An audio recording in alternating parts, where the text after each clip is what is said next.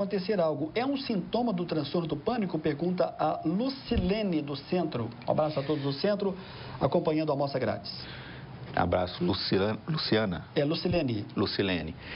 Ainda não é um episódio de pânico. Quer dizer, é uma forma que o seu cérebro, o seu emocional está pensando já de catastrofização, como a gente chama. Se eu ficar sozinha, eu posso passar mal. Então, esse se vai ficando cada vez mais forte e, com o tempo, o cérebro interpreta já isso como uma ordem, não como uma possibilidade. Eu ficando sozinha, eu vou passar mal. Então, eu sugeriria, nesse momento, ainda não há a necessidade de uma medicação, mas o acompanhamento psicológico ele vai ser eficaz. É importante, antes que esse se eu ficar sozinha, fique tão intenso a ponto de você precisar, além do acompanhamento com a psicologia, de uma medicação mais forte. Muito bem. Para a gente encerrar esse bloco agora, a pergunta do Diego Moraes aqui do Centro. O transtorno do pânico pode levar uma pessoa a ter pensamento sobre a morte? Pode, devido ao desgaste emocional. Quer dizer, a gente não vê como se fosse uma fratura, uma coisa assim, mas o desgaste emocional de quem tem episódio de pânico é muito intenso. Nesse momento de desgaste, a pessoa pensa, nossa, se eu morrer, não vou perder a vida, eu vou acabar com esse sofrimento que eu estou. Então, na realidade, a pessoa pensa em morte não no sentido de perder a vida, mas de aliviar o sofrimento. Então, é importante buscar o tratamento porque existem formas de aliviar esse sofrimento e a pessoa voltar a ter uma qualidade de vida. Muito bem. O Joaquim, que é da padaria, está dizendo aqui que ela é da panificadora Floresta lá do São José, está mandando aqui um abraço. Esse programa é top, deveria ser mais assistido. As pessoas estão desinformadas demais, principalmente sobre a psiquiatria. Valeu, a gente tenta levar as informações. Obrigado, Joaquim, pela sua observação. Olha aqui, é o nosso último e breve intervalo. Daqui a pouquinho a gente vai voltar para o fechamento do Almoça Grátis desta terça-feira. Um minuto só, a gente está de volta.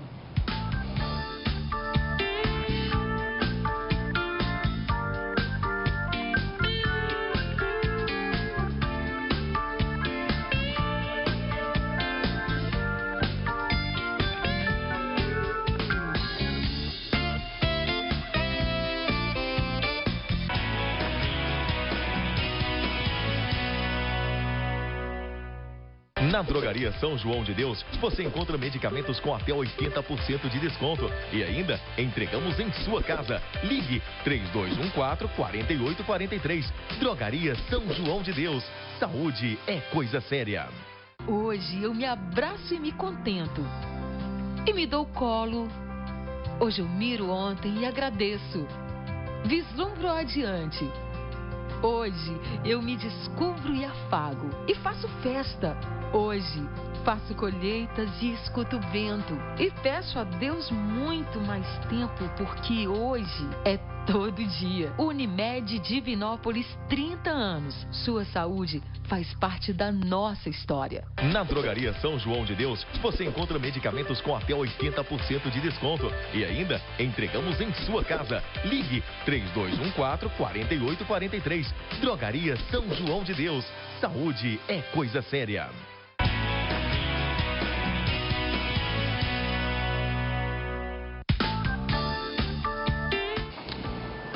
Muito bem, de volta ao vivo nessa terça-feira, primeira terça-feira do mês de agosto. A gente recebe hoje com muito prazer o médico Juliano Queiroz. O e-mail dele, né, a gente reforça aqui o contato, é o julianopsiquiatra@gmail.com. Juliano com G, né, daqui a pouquinho o Alif vai colocar novamente pra gente, tá aí na tela, julianopsiquiatra@gmail.com. Se você tem alguma dúvida, quer fazer algum questionamento, você pode mandar o seu e-mail e ele vai te responder. Isso é muito importante. Deixa eu mandar aqui um grande abraço para o Albert. No dia 16, já que a gente está falando de atividade física, nós teremos aí a corrida do Senhor Bom Jesus, do bairro Niterói. Um abraço para o Albert e todos que estão aí na organização. Marcelo também de Chaveiro, que está na organização aí. Aliás, Marcelo, Matheus. Um grande abraço para todos que estão acompanhando o programa Almoça Grátis dessa terça-feira. São muitas as perguntas e a gente vai tentar aqui fazer todas. A Lia, do bairro Vila Romana, gostaria de saber sobre a fobia social. Evitar eventos sociais e querer ficar sozinha é um comportamento de uma pessoa doente? Pergunta ela. A fobia social ela é caracterizada pela incapacidade de você realizar atividades comuns na frente de outras pessoas.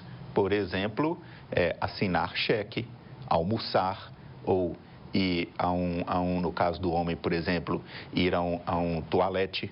Agora, existem outras situações, por exemplo, se for falar em público, aparecer na televisão, isso gera uma timidez para quem não tem o costume. E agora, quando está nesse nível, por exemplo, de fazer o pagamento no supermercado, nas compras no caixa, de assinar um documento em público, aí nesse sentido já caracteriza não só uma timidez, mas já está mais agravado sendo uma fobia social. Olá, boa noite, parabéns pelo programa. Sou o Jô aqui do centro, tenho diverticulite e o médico disse que tem a ver com depressão. Afirma que estou com depressão, é isso mesmo? Obrigada, parabéns pelo programa. A Jô. Jô, obrigado pela audiência. Realmente, o sistema digestivo é considerado o segundo cérebro nosso. Ou seja, as alterações emocionais elas saem muito com diarreia, constipação intestinal, intestino preso, com náuseas, vômitos, enjoos. Então, primeiro a gente pede o clínico geral ou gastroenterologista para fazer uma avaliação. Ele descartando uma alteração orgânica, aí a gente passa para o lado psiquiátrico, porque há uma influência, sim, na manifestação desses sintomas através do sistema digestivo. Tem algumas perguntas relacionadas à depressão e também sobre a distimia. O que é a distimia? A depressão, existia uma classificação antiga que era a depressão maior, quando a pessoa tinha pensamentos suicidas e havia um descuido com a higiene pessoal, e a depressão menor, quando não tinha esses sintomas. Então, a pessoa tem desânimo, falta de disposição, falta de energia, mas ela não chega a ter pensamentos suicidas. Com o passar do tempo, para evitar essa confusão, depressão maior e depressão menor, houve essa reclassificação. Distimia é aquele quadro de desânimo persistente, quando eu digo persistente, mais de um mês, por exemplo, não desânimo de um dia ou dois, ou cansaço, mas falta de energia, disposição, vitalidade por mais de um mês, sem pensamentos de morte, seja pensamento de querer cometer o suicídio ou pensamentos que a gente chama passivo de a vida não vale a pena, se eu morrer tudo bem. Então, a depressão tem esses pensamentos e a distimia seria sem esses pensamentos, mas a falta de energia para o dia a dia durando mais de um mês. E como é o tratamento da distimia? O tratamento da distimia engloba principalmente o acompanhamento psicológico, a atividade física. Porque os antidepressivos, a medicação ela é muito eficaz para melhorar os pensamentos suicidas. Então, por isso ela é eficaz no que a gente chamava depressão maior. Agora, o quadro da distimia, às vezes a pessoa já utilizou diversos psicofármacos e não obteve melhora. O acompanhamento psicológico e a mudança do estilo de vida, quando eu digo isso, uma atividade física frequente, dá um resultado mais eficaz do que a medicação. Então, pode ser gente que tem a distimia e não sabe que tem a doença? Pode, porque às vezes ela já tem há muito tempo, ela já está acostumada com aquele jeito de ser e todos ao redor já acham... Não, ela é normalmente assim mais desanimada. Ela tem uma distimia. Muito bem, voltando para o nosso assunto do transtorno do pânico, Gustavo Mendes, do bairro Interlagos. O transtorno do pânico pode ser em decorrência de um filho presenciar constantes brigas dos pais? Gustavo. Gustavo Mendes, do bairro Interlagos. Boa noite, Gustavo. Na realidade, qualquer situação adversa que a gente enfrenta com recorrência pode desencadear o transtorno do pânico.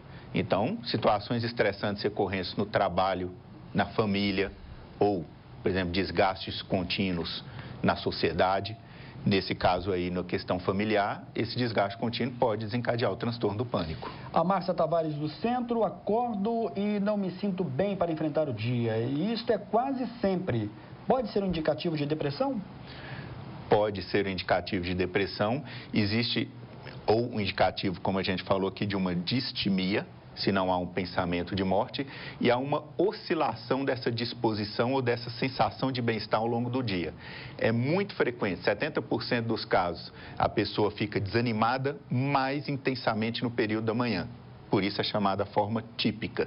Algumas pessoas ficam mais desanimadas no período da tarde. Então, é indicada uma avaliação com o psicólogo, porque se não há pensamento suicida, primeiro vale a pena o acompanhamento com o psicólogo, porque já pode ser suficiente sem a necessidade de uma medicação. A tristeza no fim do dia, ela pode ser encarada como normal ou não? Ela pode ser também um sintoma da distimia, porque essa tristeza no final do dia é diferente do cansaço. que é diferente um cansaço do trabalho com o desgaste emocional que a pessoa tem.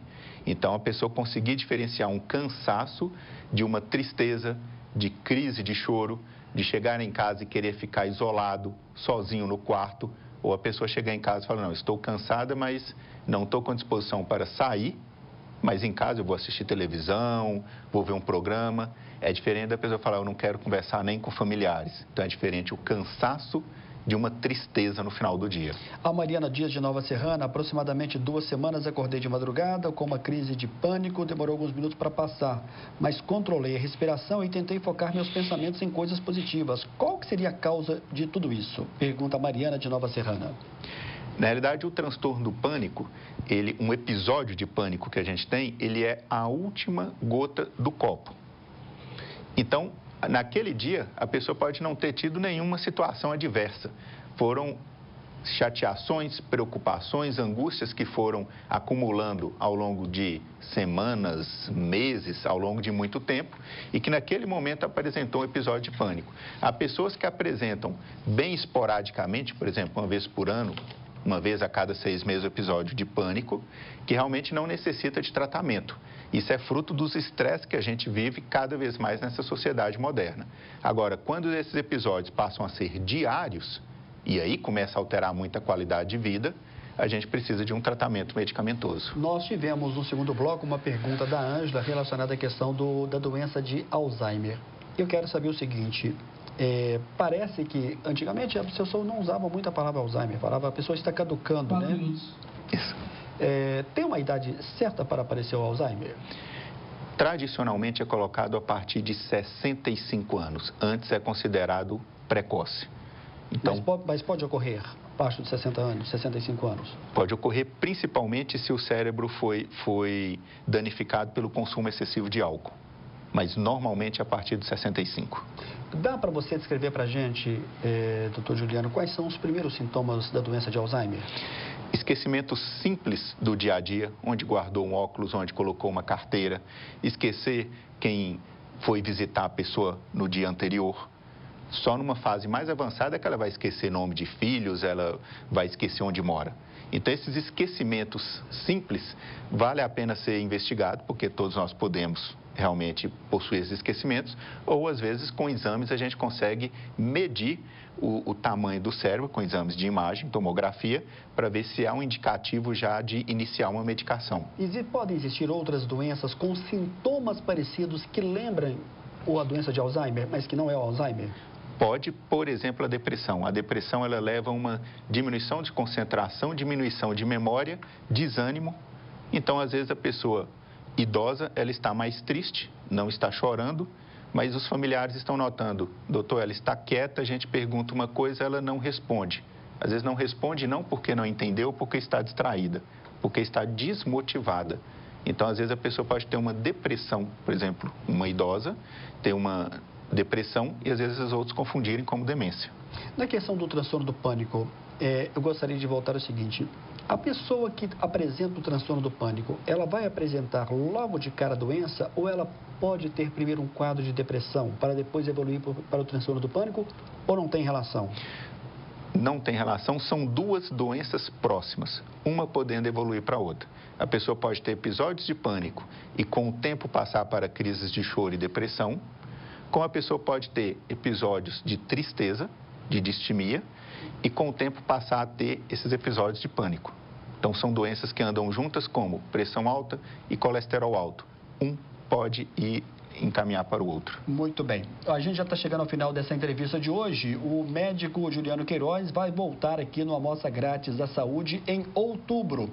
E ele também vai ser destaque aí dentro da coluna Qualidade de Vida da revista Checkmate. Aliás, eu esqueci, viu, Giovanni, de trazer a revista hoje, a 4ª edição nesse ano de 2018, que saiu, portanto, no último sábado, que foi lá no esquema com a Feijoada do Lima, um evento beneficente muito sensacional, bastante prestigiado. Então, na próxima semana a gente mostra aqui a revista e o médico Juliano volta aqui em outubro e também na revista Checkmate, na coluna Qualidade de Vida. Qual que é o recado final do médico nesse bate-papo nosso de hoje para o telespectador que nos acompanha nessa entrevista e que você gostaria de deixar aí como uma mensagem importante na questão do transtorno do pânico e outras doenças da psiquiatria? A pessoa tem que procurar o médico, é importante? Primeiro, gostaria de agradecer a você, agradecer a TV Candidez. Esse programa é muito importante e muito útil. E o que eu enfatizo muito, a gente não precisa esperar o adoecimento para depois procurar o tratamento. Existe uma prevenção e a prevenção passa muito por uma mudança da qualidade de vida. Então, a gente ingere muito refrigerante, muito café, realiza pouca atividade física, a gente começa a apresentar insônia, apresenta ansiedade, apresenta angústia e aí começa o ciclo de utilizar cada vez mais medicação. Então, a medicação é importante, sim, quando necessária. Então, vamos rever nossa qualidade de vida. Isso significa rever a alimentação, rever os hábitos de atividade física, diminuir o nosso ritmo. O mundo funciona 24 horas, mas nós não funcionamos 24 horas, nós não somos máquina. Então, nós temos de ter um tempo para dormir, nós temos de ter um tempo para descansar, para realizar atividade física. Essa qualidade de vida vai diminuir a incidência de doenças e a necessidade de medicamentos da área da psiquiatria. Ok, eu não sei se eu estou correto em dizer que você é um médico que está numa linha, não é contra o medicamento, claro, mas você tenta primeiro evitar o medicamento, seria por aí? Isso. Antigamente, a psiquiatria utilizava-se muito da medicação. Hoje, a gente sabe que ela tem uma importância no momento realmente que há necessidade. Seria como fazer uma quimioterapia em todos os pacientes com câncer, fosse benigno ou fosse maligno. Então, seria como a gente passar medicação para todo mundo. Em muitos casos, a gente consegue resolver com acompanhamento psicológico, com mudança de estilo de vida, em atividade física, em alimentação, porque toda medicação, infelizmente, tem o seu efeito colateral. Muito bem, obrigado, viu, doutor Juliano? Foi um bate-papo importantíssimo, a gente percebe pelas mensagens que a gente está recebendo aqui pelo WhatsApp da TV Candidez. Obrigado a você, obrigado a todos os telespectadores, é sempre um prazer estar aqui. Muito bem. Olha aqui, o programa Amostra Grátis da Saúde volta na próxima terça-feira, a reprise é sábado, 13h, você pode acompanhar, é claro, essa reprise. Vem aí Evandro Araújo e o Espaço Aberto. Para você, uma boa noite e até a próxima, se Deus quiser.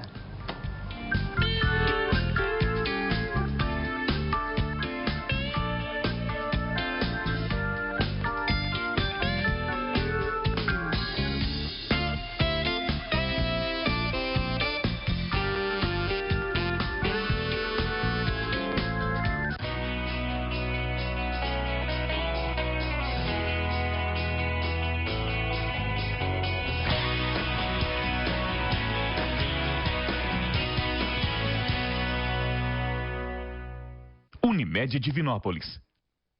Atendimento em nova sede. Rua Itapecerica 427. Megscan, ressonância